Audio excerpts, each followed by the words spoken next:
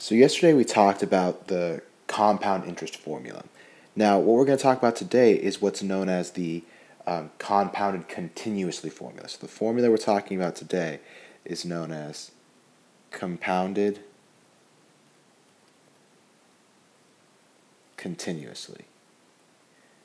Okay? So when we compound something continuously, what that means is that you know how we have that compounded annually, monthly, daily. Now, what this is talking about is we're going to do it every single instant of every single day of every single second. So we're going to do compound interest an infinite amount of times. So we're going to do it so many times. That's where this E comes from. So this E now is our new compounding rate, essentially.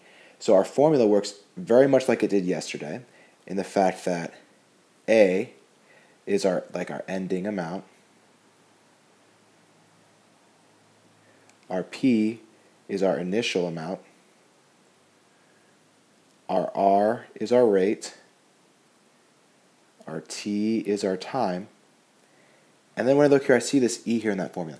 Now that E is what's known as the exponential constant. Remember we talked about that before? So E is kind of like 2.718, and it goes on forever just like pi. It's an irrational number. Now remember that we also have that E button on our calculator that we can use. So these are the things that we're going to look for in these problems. It works just like our formula yesterday, where we're going to be figuring out how much money we have at the end of a certain amount of time, but today we're going to be using the compounded continuously formula. So reading this problem, it says if you invest $4,000 at 5% interest compounded continuously, how much is in the account after 3 years? So I'm going to use the same type of formula. I'm going to use my A equals P times E to the RT. So let's see, I'm going to list my variables over here and see what I know and what I don't know. So I know that my A, which is the ending amount, it doesn't tell me, so that's what I'm probably going to be finding.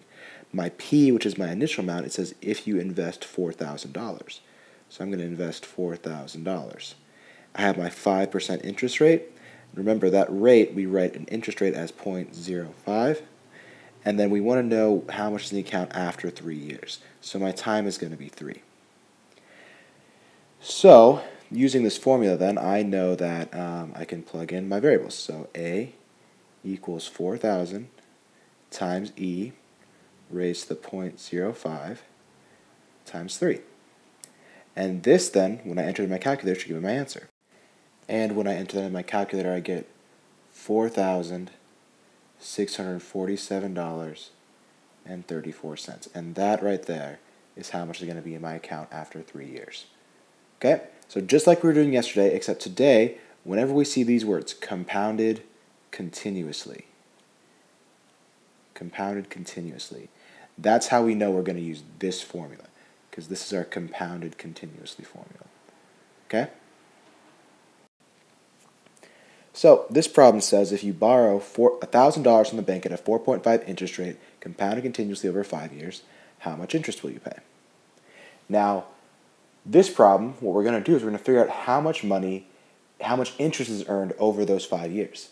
Now, since we took this out as a loan, that means that the money that is earned is not money that we earn, but money that we owe the bank. So once we figure out our answer, we're going to subtract our ending amount from our initial to figure out how much interest we paid. So let's see what variables we know.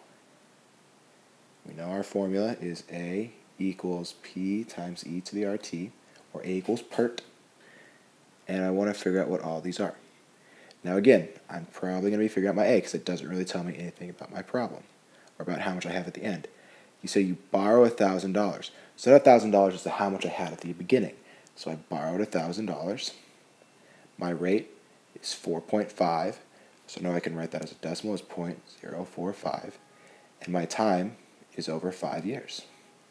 So again, I'm just going to enter this into my formula now, that A equals 1,000 times E to the 0.045 times 5. And when I enter that into the calculator, I get $1,252.32. Now, that's not an answer to our question, because the question is asking us, how much interest will you pay? So I want to know how much interest I paid on this. So what I'm going to do is I'm going to take this 1,252 and I'm going to subtract the original $1,000 that I borrowed.